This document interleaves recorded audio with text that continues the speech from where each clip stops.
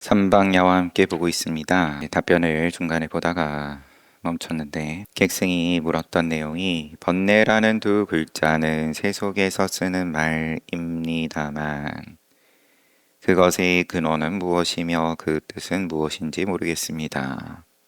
번뇌가 도대체 뭡니까?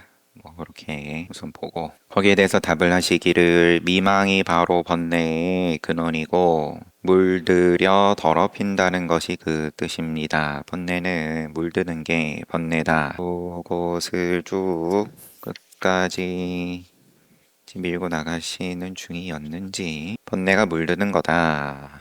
물드는 게 번뇌다. 자성이 없다는 뜻은 성품이 본래 공적하여서 지견이 없기 때문입니다. 비문으로 보이고 이건 자성이 없다는 것을 깨닫지 못해서 사람들은 망정을 일으키고 자성이 없다는 것을 몰라서 무상이라는 걸 몰라가지고 나다 나의 것이다 유아다 초기 경전식으로 얘기하면 늘 그렇게 생각하면서 생각을 하는 게 전제를 하는 게 망정이다. 일체법을 잘못 인식해서 실제로 있다라고 믿는다. 이런 걸 통틀어서 이제 물들었다라고 한다. 그런 말씀을 쭉 하시는 중이었고요. 또 이것은 바로 지금 도를 수행하는 이 몸이 본래는 없었는데 부모가 양육해 주신 노력으로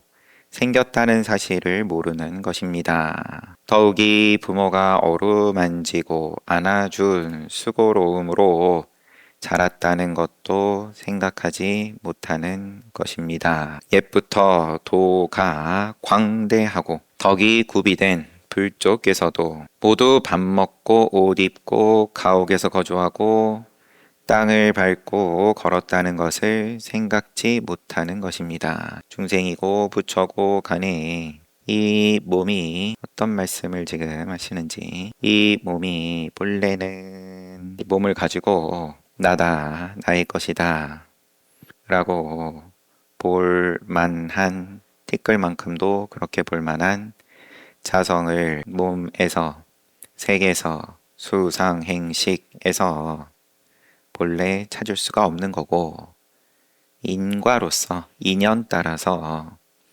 그때의 인연으로서 지금 그러면 덩어리가 져서 그러면 부모가 양육해 주신 노력으로 원인이 있어서 덩어리가 어쨌든 지금은 이렇게 유지가 된다.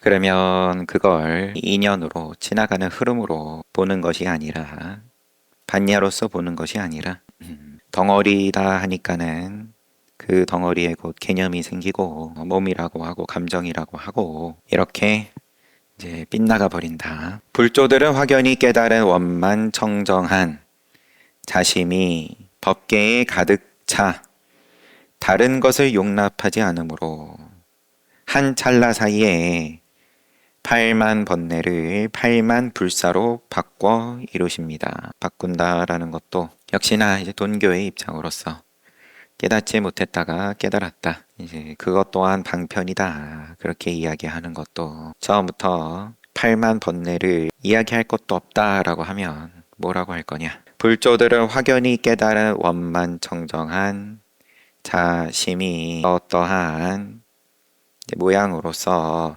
자성을 붙이지 않는 가운데 허공인데 하지만 신령스럽다. 그러한 원만청정한 자심이 법계에 가득 차 있음을 알아서 그 외의 건 용납하지 않는다. 그러니 팔만불사라면 팔만불사겠지만 부처가 부처를 만나서 깨달은 사람들끼리 이건 번뇌고 이거는 불사고 그런 소리 하겠냐?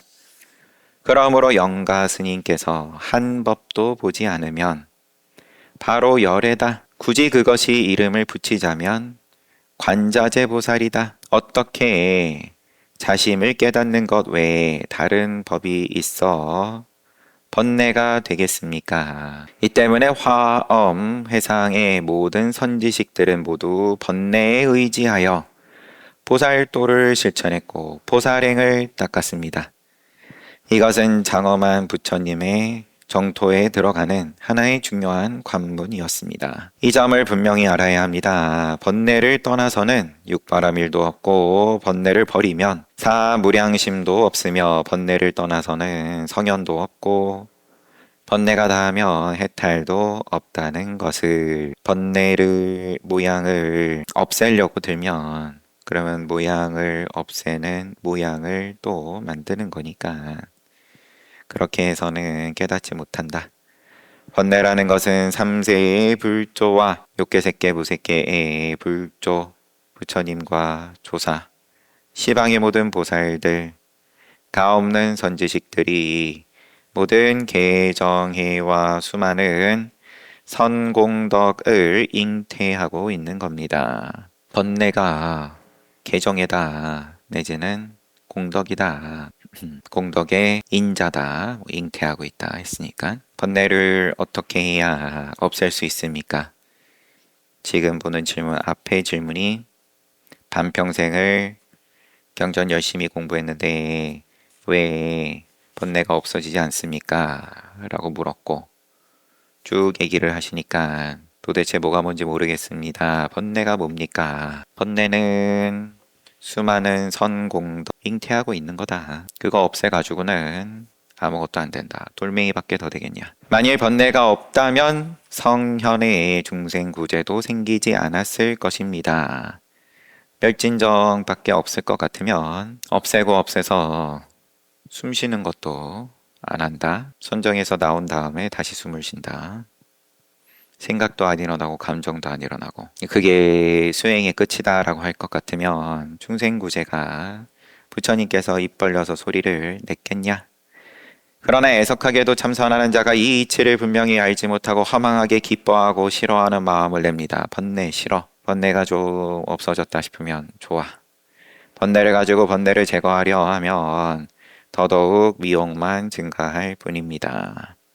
성인은 이러한 중생의 번뇌를 불쌍히 여기셨습니다. 그래서 능엄경에는 나는 손가락을 누르기만 해도 해인의 광채가 발현하지만 너희들은 마음을 조금만 움직여도 번뇌가 먼저 일어난다고 하였습니다. 이 말씀이 어찌 사람들을 속인 것이겠습니까? 그러면 어떻게 사람마다 이 자리에서 극히 성현의 마음에 개합해서 깨달아서 번뇌를 그대로 오묘하게 사용하여 보리를 구할 수 있겠습니까? 그럼 어떻게 하면? 누구는 작용을 하면 해인의 광채가 발현한다 그러고 이는 이제 부처님 도장 그게 그냥 바다와 같이 일어난다. 근데 누구는 조금만 움직여도 번뇌가 먼저 일어난다. 왜냐하면 번뇌를 없애려고 하기에 어떻게 하면은 깨달을 수 있냐?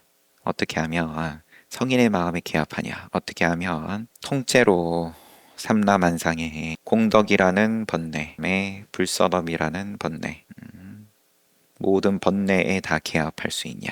가령 100만이나 되는 공덕행으로 번뇌를 씻어내려고 할지라도 업장소멸을 하겠다.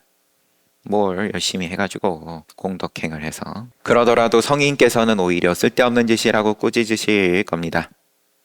번뇌를 씻어버리려는 것도 꾸짖으시는데 공덕행, 선업도 꾸짖는데 선업이어서 꾸짖는 게 아니라 목적을 두고 있으니까 번뇌를 없애겠다. 내지는 기타 등등. 더구나 마음이 옹색하여 올바른 깨달음을 얻으려 하지 않고 다만 모든 것에 걸림이 없다는 것만으로 구실을 삼는 것은 일어나지 않는다. 요게 이제 적정이 곧 열반이고 도다 깨달음이다. 이렇게 그거는 마음이 옹색한 거다. 다만 모든 것에 걸림이 없다는 것만을 구실로 삼는 것은 또 하나의 나의 깨달음을 판독하는 판독기로 삼는다. 오늘 하루 잘 안 일어났네. 걸림이 없었네. 오늘 하루 수행 잘 했네. 구실로 삼는다. 이런 거 말할 필요도 없다. 꾸짖는다. 성인께서. 이것이야말로 자기의 마음을 속이는 것이 아니고 그 무엇이겠습니까? 수행을 하는데 스스로 명확하지가 않으니까 늘 뭔가 확인하고 싶은 거고 의지하고 싶은 거고 이것 또한 또 의지하는 거다. 걸림이 없다라고 하니까 그거는 깨닫고 나서 직접 맛을 봐라. 부산물이다. 의지하라고 걸림이 없는 그런 경계에 대해서 선지식이 보여준 게 아니다. 주지의 수임은 무엇입니까? 객승이 또 묻기를 스님의 도는 온 세상에 널리 알려졌습니다. 그런데 스님께서는 어찌하여 시절 인연에 따라 한 절에 주지소임을 맡아 교화를 펴서 불조께서 세우신 신법을 널리 펴려 하지 않으십니까? 당대에도 네, 명성이 높으셨던 모양이고 전목 중봉화선께서 좀 큰일 하셔야 되는 거 아닙니까? 뭐 말하자면 편안히 변변찮은 절개만을 지키며 고집하고 돌이키지 않는다면 불법 안에서 죄인이 되는 것을 면할 수 있습니까? 그러면 지금 너무 무책임한 거 아닙니까? 스님께서 그렇게 훌륭한 선지식이고 도인이면 높은 자리에 올라서 법을 펴셔야죠. 그러니까 나는 말했다. 생각지도 않은 명성을 얻어서 매일같이 이런 질문을 받고 있습니다. 한두 사람이 찾아와가지고 이런 말 하는 게 아닌지. 그러나 내 마음에 부끄러움이 없는 까닭은 그런 요청에 설명할 이유가 있기 때문입니다. 가령 정말로 사람을 위하는 도가 있다고 합시다. 사람을 위하는 도 이런 게 있다 합시다. 고상한 절개를 흉내내어 굳게 그것을 지키기만 하면서 아무 일도 하지 않는다면 불법 가운데 죄인이 된다는 질책을 벗어날 수가 없습니다. 당신 말이 맞죠? 사람을 위하는 도가 있을 것 같으면 앞에서 물에 빠져서 허우적거리고 있고 내버려두면 죽을 것 같은데 그러면 거기다가 뭐 튜브를 던져주든 일구를 부르든 하면 되는 거고 그런 정말로 사람을 위하는 도가 있다고 하자. 그러면 당신 말처럼 아무것도 안 하고 구경만 하고 있으면 그거는 나쁜 사람인 건데 질책을 벗어날 수가 없습니다. 그러나 사람을 위하는 법은 실제로는 없습니다. 수행을 그런 개념으로 이해해서는 안 된다. 그런데도 시세를 타고 명예를 얻으려고 억지로 이치를 어그러뜨린다며 사람을 위한다라는 법을 명예를 얻으려고 내세운다면 죄인이라는 악인을 면할 수 있을지 모르겠습니다. 부처님의 법에 대해서 각자 인연 따라서 법을 남을 깨닫게 할 수 있는 힘이 있어서 인연 따라 쓰면 쓰는 거고 다 제각각인 거고 그거야. 또 인연이 제각각이니까 누구는 손가락을 세우고 누구는 몽둥이를 휘두르고 사람마다도 다르지만 어제 다르고 오늘 다르고 내일 다르고 구름같이 사람이 모이다가 다음 날은 또 귀향살이를 가야 되고 등등. 근데 뭔가 이제 고정된 한 가지 개념으로서 정말 사람을 위하는 도가 있다. 그렇게 접근을 하면 그건 불법에서 또 멀어지는 거다. 만일 면하지 못할 경우에 죄는 죄인이라는 악인을 면하지 못했을 때 굳게 절개만 지키면서 아무 일도 하지 않는 것보다 몇 배나 무거울 것입니다. 나는 이 이치를 약간 알았고 그 때문에 구태여 외람된 일을 하지 않는 것입니다. 제 인연은 제가 압니다. 나갈 인연이면 나가는 거고 세상에 인연법은 인연법이고 딱히 부정은 안 하셨어요. 스님의 도는 온 세상에 널리 알려졌습니다. 여기에 대해서 도하고 그러니까 이제 복의 문제인 거고 한마디로 근데 도를 그러면은 도가 높으니까 그러면은 명성을 떨쳐야 되고 높은 자리에 올라야 된다. 이러면 도를 또 역시나 모양으로 연결해 가지고 묘사하는 거니까 나는 이 이치를 약간은 알았고 그런 실수는 안 할 정도는 됩니다. 그대가 말한 주지의 직책에 필요한 덕목을 생각해 본 적이 있습니다. 무엇보다도 다음 세 가지 능력이 있어야만 일을 그르치지 않을 것입니다. 저의 문제는 그렇고 그런데 어쨌든 질문에서 주지에 대해서 좀 더 얘기를 해보자면 주지에게 중요한 세 가지가 있어야 할 것 같아요. 첫째, 주지의 소임을 맡은 사람은 도력이 있어야 하고, 둘째는 연력이 있어야 하고, 셋째는 지력이 있어야 합니다. 도는 도이고, 연은 인연. 한마디로 뭐 복인 거죠. 복도 있어야 되고, 셋째는 지력. 알지짠데 뭐라고 하실지. 도력은 근본이고 체이고, 연력과 지력은 활용력입니다. 근본이 있게만 하면 설사 활용력이 없을지라도 그런대로 괜찮다고 하겠습니다. 그러면은 조용하게 굴러가는 그런 수행처겠죠. 연력, 지력이 좀 짧다. 그러면 하지만 도량은 도량인 거니까 인간 중생의 인연은 짧아도 천상 중생이라도 또 와가지고 함께 수행한다. 이런 경우는 교화하는 방편이 엉성하고 사람 잘 안 모이고 관리 기술을 제대로 갖추지 못한 것 뿐입니다. 살림을 좀 못 살 뿐이다. 그러나 도의 근본이 이지러진 상태라면, 도의 근본이 무너진 상태라면, 어지러운 상태라면 백천가지의 신이한 방편이 있다고 해도 그것이 서로 맞아 떨어지지를 않습니다. 신이한 방편으로 도력을 메꿀 수가 없다. 부처님의 도는 신통으로 메꿔지는 게 아니다. 비록 연력과 지력이 있다 해도 소용이 없습니다. 더구나 근본과 활용력이 모두 없는데도, 근본도 없고 도력도 없고 활용력도 없고 뭐 그러면 말할 필요도 없다. 외람되게 주지의 소임을 맡는다고 합시다. 인과의 법칙이 없다면 얘기할 것도 없지만, 인과의 법칙이 없다면 뭐 얘기할 것도 없지만, 그렇지 않다면 주지 자격이 없으면서도 속편하게 그 소임을 맡겠습니까? 그러면 소임을 맡은 주지에게, 주지가 소임자가 인과도 모를 지경이면, 인과의 법칙도 모르면 얘기할 필요도 없고, 그러면 인과를 알 것 같으면 그럼 마음 편하게 하겠냐? 청구서 날라올 걸 알면서 그 자리에 있겠냐? 나는 불조의 도를 깨달아 증득하지 못했습니다. 천목스님, 당신은 저는 도력 없어요. 평소에 내가 했던 말과 글은 단지 믿어서 아는 것뿐입니다. 굳이 차이를 이야기하자면 당신보다는 제가, 근데 신해예요. 이해할 때 해. 믿음이 좀 더 있다면 있겠죠. 옛사람은 일단 종지를 얻은 후에는 다시는 자신의 고생을 두려워하지 않았습니다. 20, 30년 동안 부목이나 공양주로 있으면서 깨달은 자치를 물리치고 증오한 이치도 씻어버리려 하였습니다.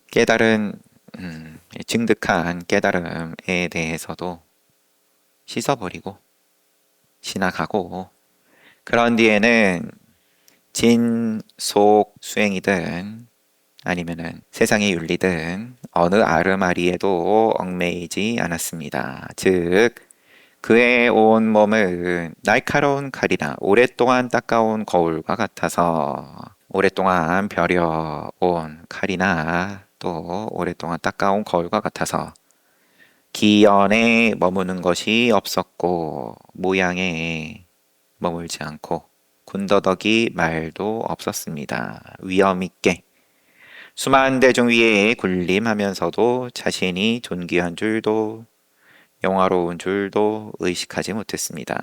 이와 같은 것을 갖추고 있더라도 혹 인천의 안목을 만날 경우는, 인천의 스승될 눈을 지닌 사람을 만날 경우는 뒤로 물러나야만 욕됨이 없습니다. 이 경지를 어찌 미욕한 생각, 뇌정자, 정견을 벗어나지 못한 자가 흉내낼 수 있겠습니까? 깨달아 증득한 자취를 살펴볼 때 혹시라도 번뇌를 모두 씻어버리지 못했다면 주관, 객관의 견해가 걸핏하면 어지럽게 일어납니다. 드라마가, 이야기가 너와 나에 있어서 윤리, 옳고 그름 늘 어지럽다. 주관이니 객관이니 하는 것은 모두가 미혹한 생각입니다. 너나 하면 등장인물 이미 있으면 그러면은 뜻정자 정견이다. 또한 깨달아 증득한 자치도 마음에 간직해서는 안 되는데 하물며 순전히 믿어서 이해한 천목중봉 스님 스스로 저는 그저 믿어서 아는 것뿐입니다. 순전히 믿어서 이해한 미혹한 생각은 더 말해 무엇하겠습니까? 지극한 도의 근본은 가까이 하면 할수록 멀어집니다. 또 자신도 아직 도에 화합하지 못했는데 어떻게 다른 사람을 도에 하나가 되게 하겠습니까? 나는 도를 깨닫지 못했으므로 감히 망령되게 큰 평상에 앉아 도를 널리 펴는 스승이라고 지칭하지 않을 것입니다. 객승이 말했다. 분명히 그렇게 말씀하신다면 고금에 즐비하게 들어선 사찰의 주병을 잡은, 여기서 주병은 주석, 고승들이 설법할 때 사용하는 불구의 일종 주장자로 보이고요. 고금에 즐비하게 들어선 사찰의 주장자 잡고 폼을 잡고 그런 큰 스님들이 지금껏 끊어지지를 않았습니다. 그렇다면 그분들은 정말이지 근본과 활용력, 도력이고 연력이고 지력이고 아무것도 없는 분들 아닐까요? 그러면은 저는 제 얘기 하는데 뭘 나는 말했다. 그대의 질문은 매우 자세합니다. 그런데 그대는 들어보지 못했습니까? 각자의 삼매는 남이 알지 못한다. 삼매를 어떻게 알아볼 거냐? 수행이 없어서 내 눈에 안 보이냐? 아니면 나보다 빼어나서 내 눈에 안 보이냐? 나보다 못나도 수행이 부족하니까 눈에 안 들어오고, 나보다 잘나도 눈에 안 보이고. 부처님의 광배도 부처님께서 그때그때 상황 따라 스위치를 끄고 싶으면 끄는 거고, 안 보여주고 싶으면 안 보여주는 거고, 외도에게 가르침을 펴기 위해서 일부러 찾아가셔가지고 그러고는 머리까지 가사를 둘둘 감아서, 왜냐면은 머리를 삭발을 한 걸 보면 부처님 또는 부처님의 제자인 줄 알아볼 테니까 그렇게까지도 감추는 판에 각자의 삼매는 남이 알지 못한다. 이런 소리 못 들어봤어요? 알려고도 하지 않는데 옳고 그름을 논한다면 내 허물만 커지지 않겠습니까? 알려고도 하지 않는데 도를 알려고 하지 않으면서 깨달으려고 하지는 않으면서 남들 하는 걸 그냥 별점만 매기고 있으면 허물만 커지지 않겠습니까? 이렇게 주고받으면서 객과 마주보고 한바탕 웃었다. 객승이 또 질문했다. 저는 늘 반평생이에요. 초반 반평생은 잘하고 먹고 사느라 그런 걸 테고, 그 다음에 수행에 들어와서 여태까지 나머지 반평생이나 공적한 도량에서 수행을 했는데도 이번에는 수행으로서 명성과 영리의 세계로 감정이 쏠리고 있습니다. 부와 명예, 재물과 명성, 감정이 쏠린다. 모양이 쏠린다. 색수상 행식, 색으로 수가 쏠린다 라고 얘기를 하든, 욕계가 욕계를 낳는다. 너무나 당연한 거 아니냐. 인간이 인간을 낳는다. 그거는 너무 당연한데요. 그래서 나를 돕지 않는다고 앞에 질문하고 또 마찬가지죠. 근데 저는 왜 이럴까요? 이렇게 묻진 않을 것 같아요.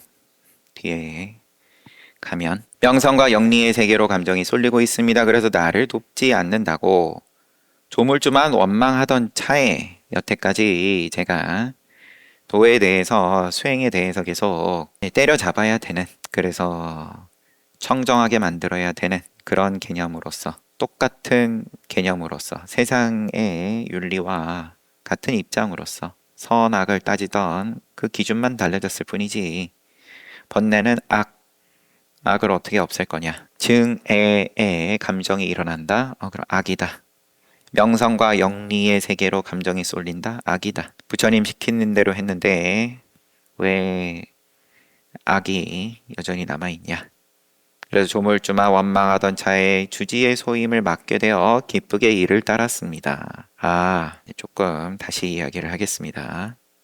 명성과 영리의 세계로 감정이 쏠리고 그런데 내 성에 찰 만큼 그게 충족이 되지 않아서 거꾸로 이해했어요. 객승을 너무 쉽게 봤습니다. 명성과 영리 원하는 만큼 충족이 되지 않아서 원망하던 차에 조물조가 부처님이어서가 아니라 어찌됐든 나는 왜 이렇게 일이 안 풀리냐.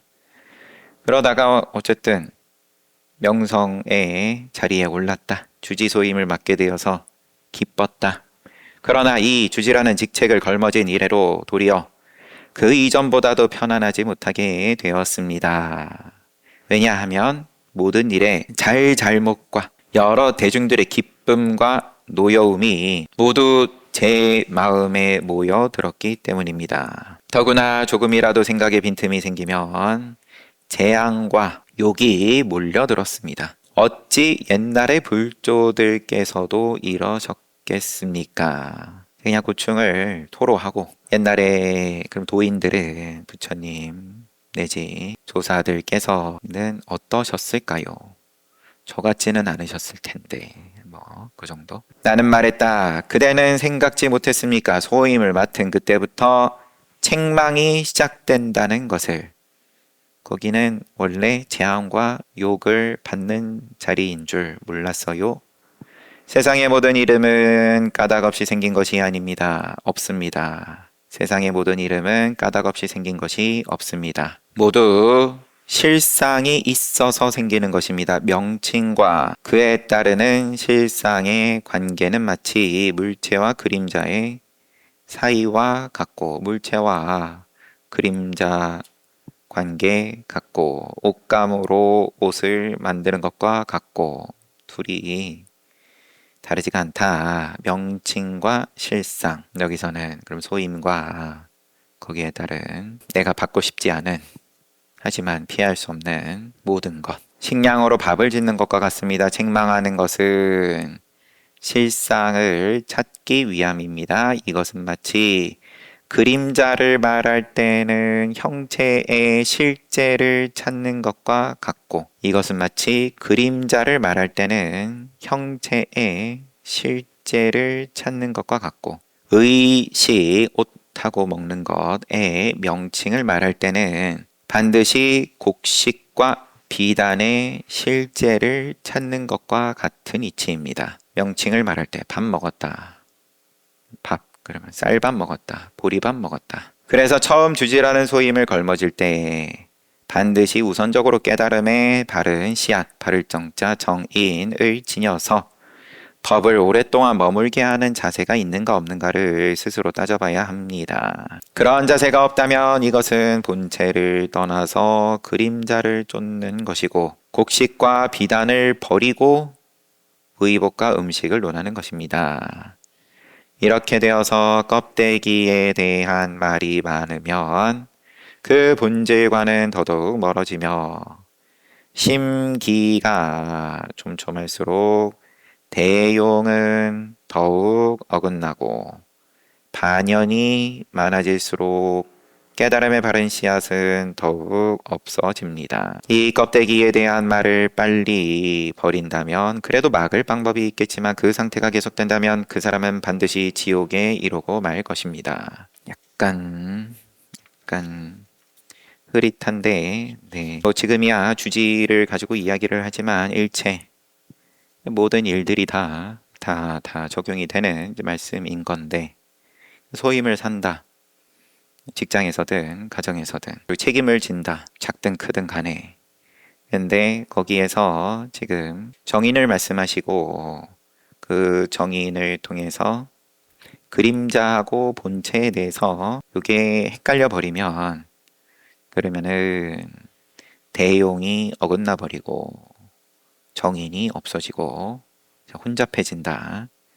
계속 점점 더 재앙이 몰려온다. 뒷부분 계속되는데 도대체 명예란 무엇이길래 이토록 숭상을 하는 것일까요? 명예가 뭐길래 이렇듯 숭상하냐?